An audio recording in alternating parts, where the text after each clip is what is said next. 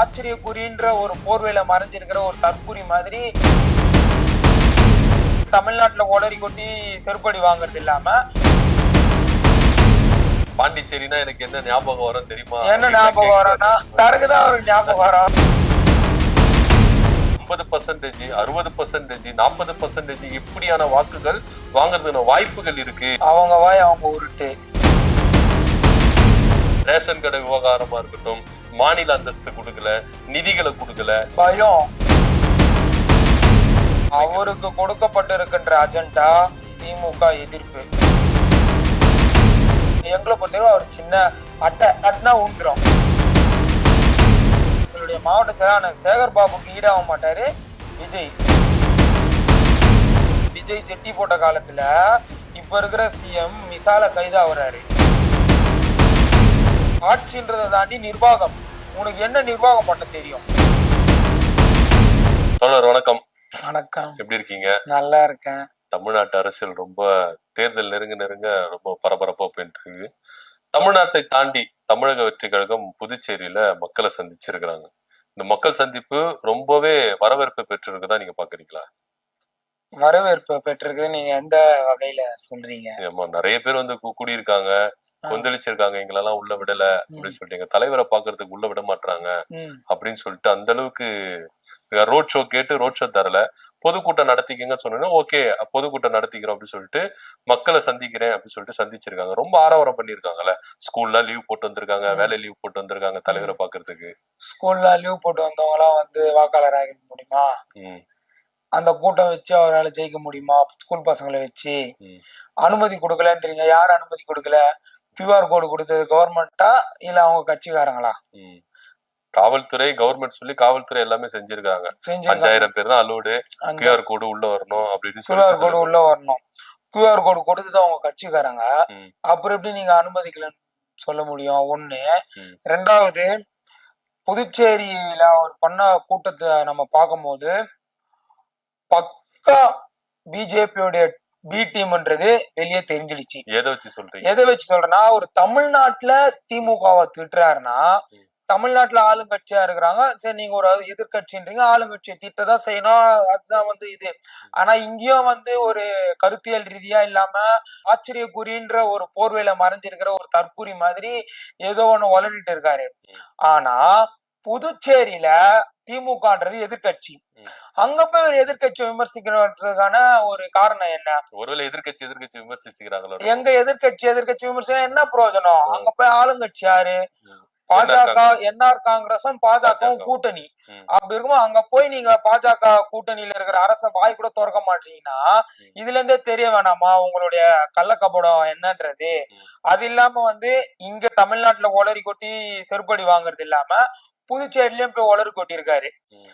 அது என்னது, ரேஷன் கடை இல்ல அது இதுன்னு சொல்லியிருக்காரு. அது மட்டும் இல்லாம இப்ப புதுச்சேரியில அந்த ஏதோ ஒரு மருந்து இஷ்யூ வந்து மிகப்பெரிய இஷ்யூ ஆயிருக்கு. இந்தியா ஃபுல்லா அந்த இஷ்யூ பத்தி வாய் திறக்கல, எதை பத்தியும் வாய் திறக்கல. அது மட்டும் இல்லாம என்ன சொல்லியிருக்காருன்னா, தமிழ்நாட்டுல இருக்கிற வரைக்கும் ஒன்றிய அரசுன்னு பாஜகவை சொல்லிட்டு பாஜக கூட்டணியில ஆளுகின்ற புதுச்சேரியில போயிட்டு அங்க போய் மத்திய அரசுன்னு சொல்லியிருக்காரு.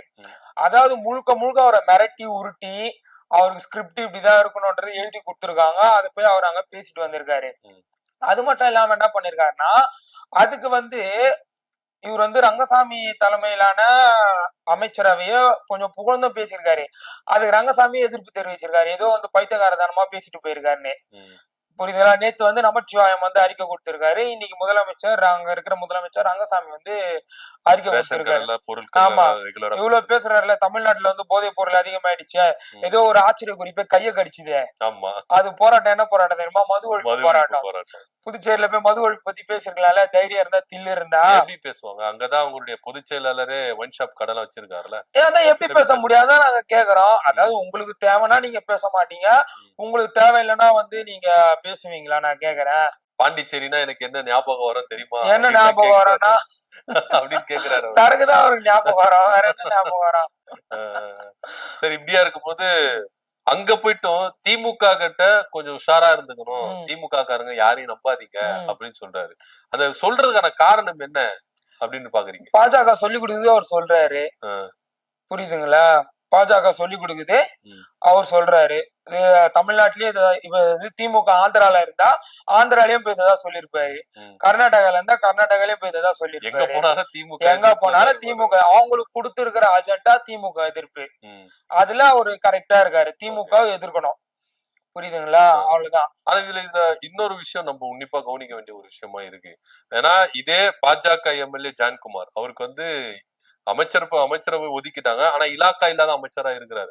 அவருக்கு ஆதரவா பேசுறது நம்ம பார்க்க வேண்டிய ஒரு விஷயமா தானே இருக்கு. அங்கயா? ஆமாங்க, அவர் பாஜகவுடைய சப்போர்ட்டுங்க. அதனால பாஜக கொடுக்குற அஜெண்டாவை அவர் நிறைவேற்றுறாரு. அதுக்கு ஹெல்ப்பா நீங்க சொன்னவர் இருக்காரு. இப்படி பேசுங்க, எங்க ஊரை பொறுத்த வரைக்கும் இப்படி பேசுனா இது நடக்கும்ன்ற மாதிரி அவர் ஆக மொத்தம் எல்லாம் கூட்டு கலவானீங்க. புரியுதுங்களா? அவங்களுடைய எண்ணம் திமுகவை ஒழிக்கணும். அது நனவே, அதாவது என்ன சொல்றது, சூரியன் கிழக்குல இல்லாம மேற்குல உதிச்சா கூட அந்த கனவு பலிக்காது. ஆனா நீங்க இப்படி சொல்றீங்க பலிக்காதுன்னு. அவங்க கிட்டத்தட்ட 6 கோடி ரூபாய் கொடுத்து சர்வே ஒண்ணு எடுத்திருக்காங்க. அந்த சர்வேல பாத்தீங்கன்னா 50%, 60%, 40% இப்படியான வாக்குகள் வாங்குறதுன வாய்ப்புகள் இருக்கு அப்படின்னு சொல்றாங்க. அந்த சர்வே எப்படி சொல்றாங்க. இதை நீங்க எப்படி பாக்குறீங்க? அவங்க வாய் அவங்க உருட்டு, அவதான் சொல்ல முடியும். அவங்க வாய் அவங்க ஒரு. ஆனா இது மக்கள் மத்தியில எடுபட நீங்க நினைக்கிறீங்களா? ஏன்னா இப்ப பெரும்பாலான இளைஞர்கள் அவருக்கு ஆதரவு கொடுக்கறது அப்படிலாம் நீங்க சொல்லக்கூடாது. பெரும்பாலான இளைஞர்கள் கிடையாது. எக்ஸாம்பிள் சொல்லிட்டா, ஆஸ்திரேலியால நேத்து ஒரு சட்டம் அமலுக்கு வந்திருக்கு. என்னன்னா 18 வயசு கீழே இருக்கிற குழந்தைங்க எல்லாம் சோசியல் மீடியா வச்சுக்க கூடாதுன்னு. அதை இந்தியாலயோ இல்ல தமிழ்நாட்டிலயும் இம்ப்ளிமெண்ட் பண்ணாங்கன்னா தமிழக வெற்றிகளும் காலி. சோசியல் மீடியாலதான் இயங்கிட்டு, சோசியல் மீடியால மட்டும் தான் இயங்கிட்டு இருக்காங்களே தவிர களத்துக்கு வரல. கள நிலவரம் என்னன்றது தெரியல. ஒரு தொகுதினா என்ன, ஒரு தொகுதியில எத்தனை பகுதி இருக்கு, பகுதிக்கு எத்தனை வட்டம், வட்டத்துக்கு எத்தனை பாகம், பாகத்துல எத்தனை பேர் உட்காரணும், பாக முகவர்லாம் என்ன, அது என்னென்ன வேலை செய்யணும், வாக்காளர் பட்டியல் எப்படி பார்க்கணும். இப்ப எஸ்ஏஆர் கொண்டு வந்திருக்காங்களே, அதுல கூட நம்ம பார்க்கலாம். எஸ்ஏஆர் கொண்டு வந்ததுன்றது பாஜக. அவர் வெளியிட்ட ஆடியோல வீடியோல பாஜகன்ற ஒரு வார்த்தையை அவர் மென்ஷன் பண்ணல. திமுக திமுக திமுகன்னு சொல்றாரு. எஸ்ஏஆர் பாஜக எதுக்கு இம்ப்ளிமெண்ட் பண்ணிருக்குன்னா, ஓட்டெல்லாம் திருடணும்ன்றதா எஸ்ஏஆர் இது பண்ணிருக்காங்க. அப்படி ஓட்டெல்லாம் அவங்க திருடணும்னு பார்க்கும்போது அவங்க கூட கூட்டணியில இருக்கிற அதிமுக களத்துல இறங்கி வேலை செய்ய மாட்டாங்க. நாட்டாக்காவுக்கு எதுவுமே தெரியாது. பாமகவும் தேமுதிகவும் இதுலயே இல்ல, அதனால அவங்க விட்டுருங்க. புரியுதுங்களா? அப்படி இருக்கும்போது அடுத்து இவங்க இருக்காங்க, இவங்களுக்கு ஒண்ணுமே தெரியாது. அப்போ ஒருத்தன் ஓட்டெல்லாம் திருட பாக்குறானா, அது விஷயம் தெரிஞ்சவங்கள களத்துல இறங்கி வேலை செய்ய முடியும். அப்படிதான் திமுகவுடைய BL2க்களும் BL2க்களும் இறங்கி வேலை செய்யறாங்க. மன்னிக்கும், BL2க்கள் இறங்கி வேலை செய்யறாங்க. அப்படி இருக்கும் போது பாஜக கூட கூட்டணியில அதிமுக இறங்கி வேலை செய்ய மாட்டான். பாஜகவுக்கு மறைமுக கூட்டணியில் இருக்கிற நீங்க இறங்கி வேலை செய்ய மாட்டீங்க. அவன் ஓட்டை திருடணும்னு வரான். அப்படி இருக்கும் போது ஓட்டை திருடக்கூடாது சொல்லிட்டு எதிர்த்தரப்புல இருக்கிற திமுக தான் இறங்கி வேலை செஞ்சு ஆகணும். அததான் பண்ணிட்டு இருக்கு. ஆனா அதுக்கே அவர் எதிர்ப்பு தெரிவிக்கிறாரு. அவங்க மட்டும் இல்ல, அதிமுக பாஜக போன்றவர்கள் எதிர்ப்பு தெரிவிக்கிறாங்க. திமுக ஓட்டுகளை அவங்க பக்கம் வைக்கிறதுக்கு திருட்டு வேலை பாக்குறாங்க. அவங்கள களத்துல இறங்கி வேலை செய்ய சொல்லுங்க. எஸ்பி வேலுமணி என்ன பேசினார் நேற்று பொதுக்குழுல பாத்தீங்களா? திமுக காரன் 2 பேரா இருந்தாலும் அவன் இறங்கி பூத்ல இறங்கி, அதுதான் திமுக காரன். அதிமுக காரன் அப்படி இல்ல, பிரியாணி கொடுத்தா ஓடுறோம், பிரியாணி கொடுக்குறாங்கப்பான்னு. திமுக காரன் அப்படி இல்ல. எடுத்துக்காட்டாத நாங்க எங்களை நாங்க மெச்சிக்கல. இப்போ சொல்றேன், அவங்க அவங்களுடைய பொதுக்குழுல அவங்களுடைய பொதுச் செயலாளர் முன்னாடி எங்களை மெச்சிருக்காங்க. அதுதான் எங்களுடைய தலைவர் செஞ்ச மிகப்பெரிய சாதனை.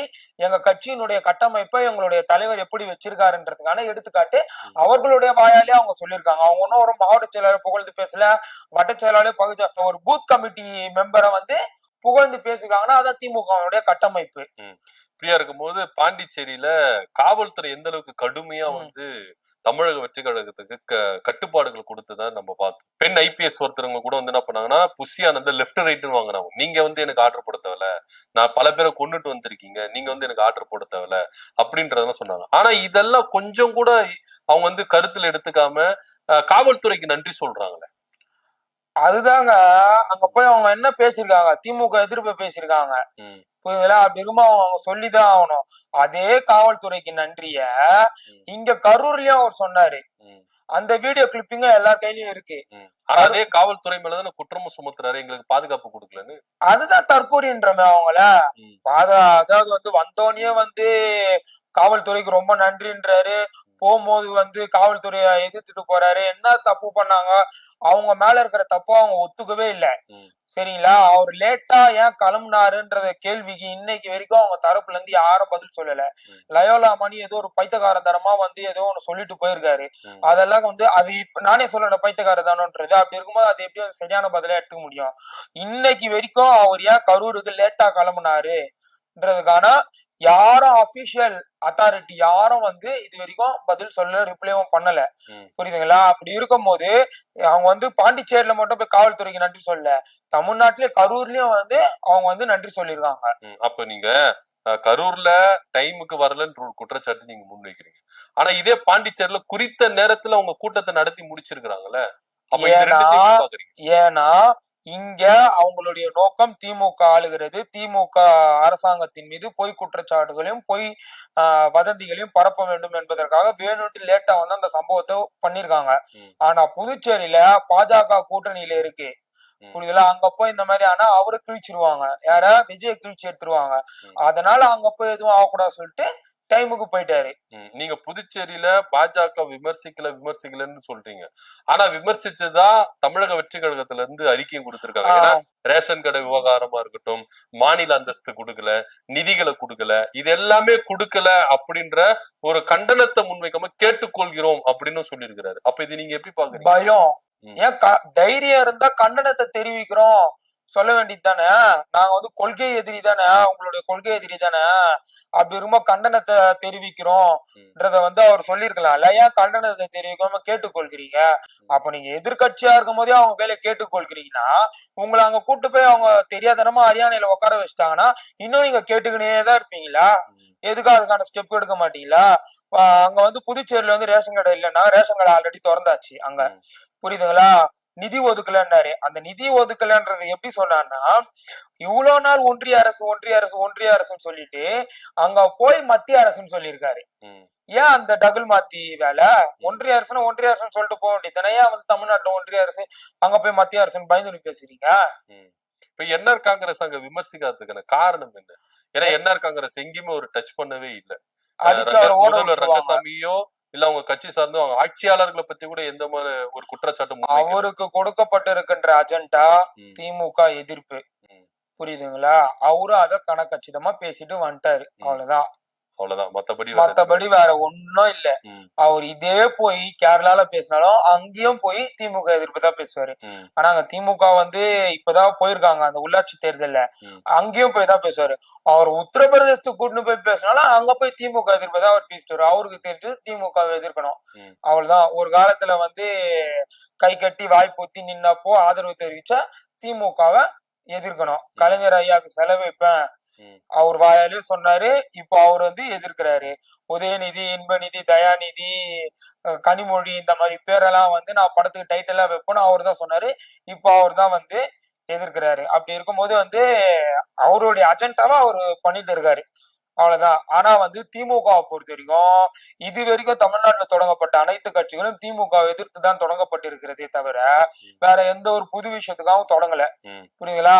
இவ்வளவுத்தையும் சமாளிச்சு திமுக இன்னைக்கு வரைக்கும் ஆளுங்கட்சியா இருக்கு. இதுக்கு அடுத்த 2026 தேர்தலிலும் வெற்றி பெற்று ஆளுங்கட்சியாக இருக்கதான் போகிறது. அதனால வந்து இவருக்குதான் திமுக பெரிய இது. எங்களை பொறுத்தவரை அவர் சின்ன அட்டை, அவ்வளவுதான். தட்டினா உழுந்துரும். இன்னும் திமுக தட்டாம இருக்குது. ஏன்னா அதுக்கு டைம் வரல. ஏன் தட்டாம இருக்கீங்க? ஏன் உங்களை பார்த்து பயப்படுறீங்களா? எங்களுக்கு வந்து இப்ப எலெக்ஷன், புரியுதுங்களா? மதவாதத்தை உள்ள விட்டுறக்கூடாது. இந்த புள்ள புடிச்ச நாங்க பார்க்க போயிட்டு மதவாதத்தை உள்ள விட்டுட்டா அது பெரிய மக்களுக்கு பெரிய ஆபத்தாயிரும். அதனால எங்களுடைய நோக்கம் இப்போதைக்கு பாசிச சக்திகள் உள்ள வரக்கூடாது. அதனாலதான் விஜய் நாங்க இப்போதைக்கு டச் பண்ணாம இருக்கோம். ஏன்னா அவர்லாம் எங்களுக்கு ஒரு பொருட்டே கிடையாது. ஒரு எங்களுடைய மாவட்ட செயலாளர் ஈடாக மாட்டாரு அவரு, புரியுதுங்களா? எங்களுடைய மாவட்ட செயலாளர் சேகர் பாபுக்கு ஈடாக மாட்டாரு. விஜய்.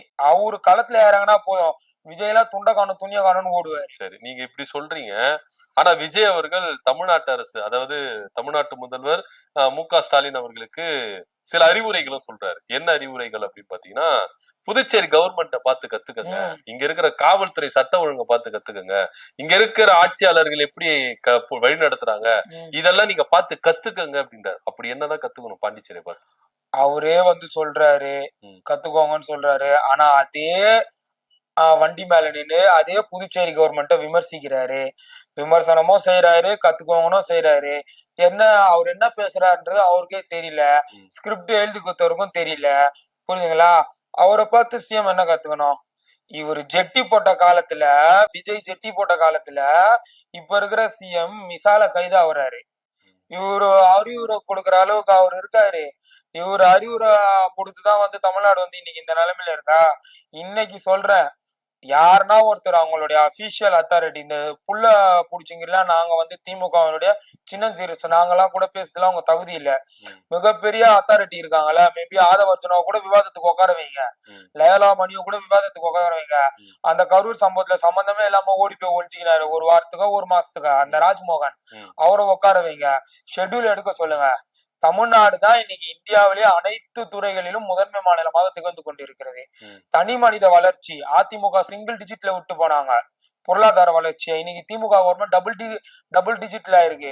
மருத்துவம், இந்தியாவிலேயே ஆர்ட் ஆபரேஷனுக்கு ரோபோட்டிக் தொழில்நுட்பத்தை பயன்படுத்தின ஒரே அரசாங்கம் திராவிட முன்னேற்ற கழகத்தினுடைய அரசாங்கம் என்பதை மார்தட்டி சொல்லிக் கொள்ளலாம். புரியுதுங்களா? புனரமைக்கப்படாம எவ்வளவோ கோயில்கள் இருந்தது. ஆனால் இன்றைக்கு இந்தியா முழுவதும் ஒரு எக்ஸாம்பிளாவும் ரோல் மாடலாவும் எடுத்துக்கொள்கின்ற துறையாக தமிழ்நாட்டினுடைய அறநிலையத்துறை இன்றைக்கு விளங்கி கொண்டிருக்கிறது. ஜிஆர் ரேட்டு இவங்கெல்லாம் இந்தியாக்குள்ளாரே போட்டி போட்டு இருக்கும்போது தமிழ்நாடு அமெரிக்கா கூட போட்டி போட்டுட்டு இருக்கு. புரியுதுங்களா? வேளாண்மை துறை, இந்தியாவிலேயே வந்து வேளாண்மை துறையில தமிழ்நாடு தான் முதன்மை மாநிலமா இருக்கு. அதுக்கப்புறமேட்டு வந்து டிஸ்கண்டினியூ எங்க கம்மியா இருக்குன்னு பாத்தீங்கன்னா தமிழ்நாட்டுலதான். ஸ்கூல் டிஸ்கண்டினியூ எங்க தமிழ்நாட்டுலதான் வந்து கம்மியா இருக்கு. அன்எம்ப்ளாய்மெண்ட், அண்டர் எம்ப்ளாய்மெண்ட் எங்க கம்மியா இருக்குன்னா தமிழ்நாட்டுல தான் கம்மியா இருக்கு. புரியுதுங்களா? பெண்களுக்கு பாதுகாப்பான மாநிலம் தமிழ்நாடு தான் முதல்ல. இதை வந்து யார் சொல்லியிருக்கா? நாங்க சொல்லல, எங்களுடைய எதிரியாக இருக்கின்ற பாஜக சொல்கிறது. பாஜகவினுடைய அபிஷியல் ஷெட்யூல், ஒன்றிய அரசினுடைய அபிஷியல் ஷெட்யூல் சொல்லுது. அந்த வகையில எல்லா விதத்திலையும் இன்னைக்கு பாருங்க, தமிழ்நாட்டுல ஓடக்கூடிய அந்த புதிய பேருந்தை வந்து வெளிநாட்டவர் வந்து பாத்துட்டு போயிருக்காங்க. காலை உணவு திட்டம் கனடா பிரதமர் பாராட்டி அவருடைய நாட்டுல வந்து அதை இம்ப்ளிமெண்ட் பண்ணிருக்காங்க. அந்த மாதிரி தமிழ்நாட்டு முதலமைச்சர் போடக்கூடிய ஒவ்வொரு திட்டங்களும் இந்தியாவை தாண்டி உலகம் முழுக்க இருக்கிற அனைவருக்கும் பயன்படுற வகையில முன்மாதிரியான திட்டங்களா வந்து இருக்குது. இதெல்லாம் பிடிக்காம, இதெல்லாம் வந்து கண்டு வைத்தறிச்சல் அடைகிறவங்க, இதெல்லாம் இவங்க எங்க பண்ணிட்டாங்கன்னா அவங்களுடைய கொள்கைகளையும் சித்தாந்தத்தையும் இங்க திணிச்சு மீண்டும் அடிமைத்தனத்தையும் வர்ணாசிரமத்தையும் உள்ள கொண்டு வர முடியாதுன்னு நினைக்கிறவங்க என்ன பண்றாங்கன்னா வந்து இந்த மாதிரி அட்டைங்களை எல்லாம் உள்ள அனுப்பி இல்லாத போல சிலிம் சோலையெல்லாம் காட்டிட்டு வருவாங்க. இப்போ சொல்றது அட்டை தட்டுனா ஊந்துரும். புரியுங்களா? தட்டுற வரைக்கும் தான் அதுக்கு டைம், தட்டிட்டோம்னா ஊந்துரும். சரி, ஆதவ அர்ஜுனாவும் சொல்றாரு காவல்துறையை பார்த்து, அதாவது பாண்டிச்சேரி காவல்துறையை பார்த்து தமிழ்நாடு காவல்துறை கத்துக்கணும். பாண்டிச்சேரி காவல்துறைக்கு பலத்த கைத்தட்ட கொடுங்க. அந்த அளவுக்கு நம்ம, ஏன்னா காவல்துறை அந்த அளவுக்கு ஒடுக்குனாலும் கட்டுப்பாடுகளை கொடுத்தாலும் காவல்துறைக்கு அங்க நன்றி செலுத்துறாங்க. இதே தமிழ்நாட்டுல இதே தமிழக வெற்றி கழகத்துக்கு எந்த அளவுக்கு ஃபேவர் பண்ணுமோ அந்த அளவுக்கு ஃபேவர் பண்ணாங்க காவல்துறை. ஆனா இங்க இருக்கிற காவல்துறையை பழிக்கிறாங்க. மீண்டும் மீண்டும் சொல்கிறேன், அவர் ஏன் பழிக்கிறாருன்னா திமுக எதிர்ப்பு, திமுக கவர்மெண்ட்டை திட்டணும். அதனாலதான் வந்து இங்க இருக்கிற காவல்துறையை அவர் ஏய்ச்சிட்டு போயிருக்காரு. ஆனா அதுக்கு முன்னாடியே வந்து காவல்துறையை பாராட்டி இருக்காரு. அங்க காவல்துறை எதனால வந்து ஆதவர்ஜனா வந்து பாராட்ட சொன்னார்? நான் இப்ப சொல்றேன் பாருங்க, காவல்துறை அங்க அவங்களை லோன்னு அலைய விட்டாங்க. புரியுதுங்களா? இங்க அவங்க அலைய விடாம அனுமதி கொடுத்தாங்கல்ல, அதனால வந்து அங்க பாராட்டணும்ன்றாரு. அங்க வந்து லோன்னு எல்லாரையும் அலைய விட்டாங்க, இங்க அலைய விடாம சரி பண்றியா பண்ணிக்கோப்பான்னு சொல்லி கொடுத்தாங்களா, அதனால வந்து அங்க இருக்கிற காவல்துறையை அவர் வந்து பாராட்ட சொல்றாரு. இங்க இருக்கிற காவல்துறை வந்து அவர் திட்டுறாரு. மித்தபடி வந்து வேற ஒண்ணுமே இல்ல. புரியுதுங்களா? ஏன்னா அங்க வந்து தமிழக வெற்றி கழகம் கூட்டம் நடத்துறதுக்கு அங்க லோன்னு காவல்துறை அலைய விட்டுச்சு. இங்க அப்படி இல்ல. ஏன்பா நீ கேட்ட இடத்த கொடுத்தா, இந்த பக்கம் பெட்ரோல் பங்க், இந்த பக்கம் வந்து ஆறு இருக்குது, பெட்ரோல் பங்க்ல சும்மா இல்லாம அங்க போய் சிகரெட் பிடிப்ப நீ, அங்க போய் வத்தி பிடி கொளுத்துவ, டமால்னு வச்சு டுமில்னு உலகம் ஃபுல்லா போறோம்னு நீ பாக்குற, ஆத்துல விழுந்து செத்தா மீண்டும் ஒரு மகாமகம்னு சொல்லிட்டு எழுதுவீங்க. அதனால வந்து பாதுகாப்பா இந்த இடத்துல நடத்திக்குவாங்கன்னு கொடுத்தாங்க. எதனால இந்த இடத்த கொடுத்தாங்கன்னா, அதுக்கு ஒரு 2 நாள் 3 நாள் முன்னாடிதான் ஆதர்சன எதிர்கட்சியான அதிமுக ஒரு கூட்டம் நடத்திது. அதை ரெஃபரன்ஸா வச்சுதான் உங்களுக்கு கொடுத்தாங்க. புரியுதுங்களா? அதனால இவங்க அதையும் பண்ணி என்னடா இவங்களை நம்ம திட்டுறதுக்கு அவங்க வாய்ப்பே தரமாட்டாங்களே என்ற ஒரு காண்டுல வந்து திமுக கவர்மெண்ட்டையும் காவல்துறையும் திட்டிட்டு போயிருக்காங்க. ஆனா அங்க அப்படி இல்ல, அங்க வந்து காவல்துறையை திட்டினா பாஜக கூட்டணியில் இருக்கிற அரசாங்கம் பாஜக அவரை நவுத்திரும், அடுத்து ரைடு விட்டுருவாங்க வீட்டுக்கு. சொகுசுகார் வாங்கிட்டு வரி கட்ட முடியாது சொல்லிட்டு உச்ச நீதிமன்றத்தை போய் கொட்டு வாங்கிட்டு வரி கட்டினார்ல, அந்த மாதிரி வாங்கின பிளாக் மணி எல்லாமே வந்து மாட்டிக்கும் சொல்லிட்டு அங்க இருக்கிற காவல்துறைக்கு நன்றி தெரிவிச்சுட்டு போயிருக்காங்க. இப்போ தமிழ்நாட்டிலயும் பாண்டிச்சேரியில கொடுத்த கட்டுப்பாடுகளை தமிழ்நாட்டிலயும் அடுத்தடுத்து வருகிற கூட்டங்களுக்கு தமிழ்நாடு அரசு கொடுக்குமா, காவல்துறை கொடுக்கணும்னு நீங்க பாக்குறீங்களா? ஆமா, கண்டிப்பா கொடுப்பாங்க. அதாவது வந்து கரூர் சம்பவத்துக்கே கட்டுப்பாடுகள் கொடுத்தாங்க. பாண்டிச்சேரி லெவலுக்கு கொடுக்கல. அதுதாங்க, பாண்டிச்சேரியில வந்து கரூர் நடந்த சம்பவத்தை வந்து ரெஃபரன்ஸா எடுத்துக்கினாங்க. இவங்களுக்கு வந்து இவ்வளவு கடுமையான கட்டுப்பாடுகள் விதிக்கலன்னா கரூர் மாதிரியே இங்க ஆயிரும் சொல்லிட்டு இன்னும் பயங்கர கடுமையான இது கொடுத்தாங்க. ஆனா வருகின்ற காலங்களில் இவர்கள்ல எந்த கட்சி கூட்டம் நடத்தினாலும் அவர்களே இந்த மாதிரி கடுமையான கட்டுப்பாடுகள் விதிப்பாங்க. ஏன்னா இப்ப நீங்க பாண்டிச்சேரியில பாத்தீங்கன்னா தமிழ்நாட்டாளு சார்ந்தவங்க யாருமே உள்ள வரக்கூடாது, கூட்டத்துக்கு வர அப்படி இல்ல அவங்க கொடுத்த கட்டுப்பாடு, காவல்துறை மூலமா கொடுத்த கட்டுப்பாடு என்னன்னா தமிழ்நாட்டாளுங்க யாரும் உள்ள வரக்கூடாது, பாண்டிச்சேரி ஆளுங்க மட்டும் தான் இருக்கு. அதையே அவங்க மீறி இருக்காங்க. தமிழ்நாட்டுல இருந்து ஆளுங்க போயிருக்காங்க. அப்படி இருக்கும்போது அந்த கட்டுப்பாடையும் மீறாங்கன்னா அவர்களோட கொஞ்சம் கட்டுப்பாடுகள் தளர்வா கொடுக்குற தமிழ்நாட்டுல எப்படி மீறாம இருப்பாங்க? அதுதான் அடுத்து இனி வரும் நாட்கள்ல அந்த மாதிரி ஒரு கட்டுப்பாடுகளை தமிழ்நாடு அரசு கண்டிப்பா கொடுக்கும். தமிழ்நாடு அரசு அவங்களுக்கு 16ஆம் தேதி ஈரோட்ல ஒரு பெரிய மாநாடு நடக்குது, புரியுதுங்களா? அவங்களுக்குன்னு இல்ல, எல்லாருக்குமே வந்து அந்த மாதிரி கட்டுப்பாடுகள் கொடுக்கும். ஏன்னா இது திமுகன்ற கட்சி விதிக்கல, திராவிட முன்னேற்ற கழகத்தின் தலைமையில அமைஞ்சிருக்கிற அரசாங்கம் விதிக்குது இந்த கட்டுப்பாடுகளை. திமுக விதிச்சா என்ன சொல்லுவாங்க, காழ்ப்புணர்ச்சின்றுவாங்க. புரியுதுங்களா? இது திமுக கட்சி வந்து விதிகளை வந்து அமல்படுத்தல, திமுக தலைமையிலான அமைச்சரவை அரசாங்கம் வந்து இதை இது பண்றதுனால அது எல்லா கட்சிகளுக்கும் பொருந்தும், இன்க்ளூடிங் திமுகவுக்கும் அது பொருந்தும். ஆனா வந்து திமுகல இருக்கிறவங்களோ திமுகல இருக்கிற நிர்வாகிகள் இந்த மாதிரி தற்கொலைதனமா நடந்துக்க மாட்டாங்க. போவாங்க, உட்காருவாங்க, பேசுறத கேட்பாங்க, புரிஞ்சுப்பாங்க, என்ன நிலவரம் இதுதான் நிலவரமா கேட்டுட்டு ரிட்டர்ன் வருவாங்க. அதை விட்டு கொடிக்கம்ப மேல ஏறுறது, மரத்து மேல ஏறுறது, மரத்து மேலேயே ஏறினாலே எங்க தலைவர் கீழே இறங்க சொல்லுவாரு. தலைவர் சொன்னா கேட்டுப்பாங்க. அதுதான் கட்சியினுடைய கட்டமைப்பு, அதுதான் கட்சியினுடைய கட்டுப்பாடு. இவங்களமா நீ என்ன சொன்னாலும் வந்து நான் ரேம்ப் வாக்ல ஏறுறது, பஸ் மேல ஏறுறது, கரண்ட் கம்பம் மேல ஏறுறது, கரண்ட் கம்பத்தை ஓடிச்சுன்னு தடுறது, போலீஸ் சொல்ல நான் மேல ஏறி நிப்பேன், ஓடெல்லாம் ஓடிச்சு கீழே விழுவேன்னா எந்த கட்சிக்காரங்களும் பண்ண மாட்டாங்க. அதனால வந்து வருகின்ற காலங்களில் கண்டிப்பாக அனைத்து கட்சிகளுக்கும் அந்த விதிகள் விதிக்கப்படும். இப்போ விஜயோடைய நடவடிக்கை பார்த்தா, அதாவது பாண்டிச்சேரியில பேசுற நடவடிக்கை பார்த்தா 2026 சட்டமன்ற தேர்தல பாண்டிச்சேரியில விஜய் அவர்கள் முதலமைச்சர் ஆவறதுன்னு வாய்ப்புகள் இருக்கா? அதாவது என்ஆர் காங்கிரஸோட கூட்டணி வச்சு களம் காணுவாரா? அந்த ஒரு சந்தேக பார்வை நம்மளுக்கு இது எழுப்புதுல. நான் கேக்குறேன், 234 தமிழ்நாட்டுல சொல்றேன், 234 தொகுதியில கேண்டிடேட் நிக்கிறதுக்கு அவங்க கிட்ட கேண்டிடேட் இருக்காங்களா? ஆனா பாண்டிச்சேரின்றது சின்னது தானே. பாண்டிச்சேரி சின்னது, தமிழ்நாடு அளவுல அவங்க கட்சி எப்படி இருக்கு அதே அளவுதான் பாண்டிச்சேரி அளவுல அவங்க கட்சி இருக்குதுன்னு நான் நினைக்கிறேன். அப்படி இருக்கும்போது பாண்டிச்சேரியில நீ என்னன்னு நிக்க வச்சு என்னன்னு சொல்லி என்னன்னு ஓட்டு கேட்டு நீ வெற்றி பெறுவ. அப்படி நீ வெற்றி பெற்றாலும் உனக்கு முதல்ல தூக்கி அமைச்சரவை கொடுத்துட்டாங்கன்னா உனக்கு சும்மா ஆட்சியை கொடுங்கன்றல, ஒரு ஜிஓ ஒண்ணு பாஸ் பண்றதுக்கு எவ்வளவு ஒரு கண்டிஷன் இருக்கு, எவ்வளவு ஒரு வழிமுறைகள் இருக்குன்றதெல்லாம் அவருக்கு தெரியுமா? ஒரு சாதாரண, ஏன்னா வந்து இது வந்து ஆட்சின்றதை தாண்டி நிர்வாகம். உனக்கு என்ன நிர்வாகம் பண்ண தெரியும்? ஒரு ஜிஓ, சாதாரண ஜிஓ பாஸ் பண்ணணும்னா அதுக்கு என்னென்ன வழிகள்லாம் இருக்குன்றது உங்களுக்கு தெரியுமா? அதெல்லாம் தெரியாம அரசியலுக்கு வந்திருப்பாரு. ஆமா, தெரியலங்க.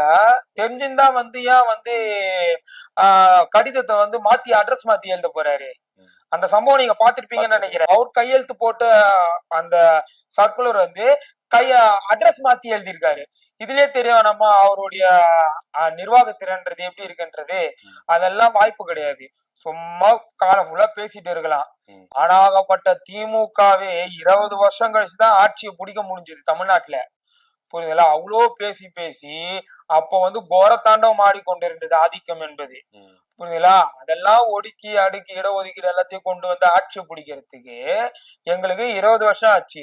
சும்மா படத்துல வந்து திரிஷா கூடயும் அப்புறம் அவங்க பேர் என்னது கீர்த்தி சுரேஷ் ராஷ்மிகா மந்தனா கூட எல்லாம் ஆடிட்டு இருந்து கட்சி சொன்ன 2 வருஷத்துல ஆட்சி தூக்கி உங்களை கொடுத்துருவாங்களா?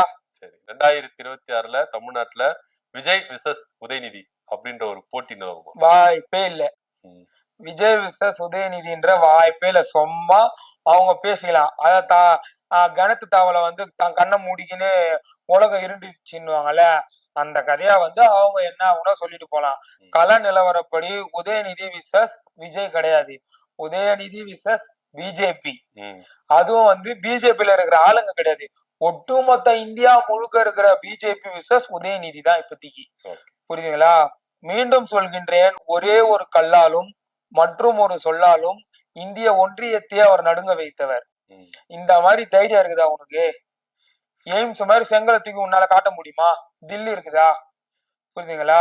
அவங்களுடைய அடிநாதம் சனாதனம் பற்றி குறிப்பிடுறதுக்கு விமர்சிக்கிறதுக்கு உங்களுக்கு தைரியம் இருக்குதா? அப்படி இருக்கும்போது எப்படி நீங்க உதயநிதி விசஸ் விஜய் சொல்றீங்கன்றதுக்கான அர்த்தம் எனக்கு புரியல. இல்ல, அவர்தான் சொல்லிட்டு இருக்காரு. அதான் சொல்றேன், சொல்லிக்கிட்டோம். டிவிகேவை பொறுத்த வரைக்கும் DMK versus TVK, ADMK versus DMK, BJP versus DMK, NTK versus DMK, DMDK versus DMK. இப்படி அனைவருக்கும் ஒரே எதிரியாக திராவிட முன்னேற்ற கழகம் தான் இருக்குதுன்னா, அப்போ திராவிட முன்னேற்ற கழகத்தினுடைய சக்தியையும் திராவிட முன்னேற்ற கழகத்தினுடைய ஒரு பவரையும் நீங்க புரிஞ்சுக்கணும். புரியுதுங்களா? இவங்க இல்ல, நாளைக்கே எவனா ஒருத்தர் நாளைக்கே வந்து வேற யாருன்னா ஒருத்தர் கட்சி ஆரம்பிச்சாங்கன்னா அவங்களும் திமுக எதிர்ப்புதான் பேசுவாங்க. அதுல வந்து எங்களுக்கு எந்த ஒரு பாதிப்பும் கிடையாது.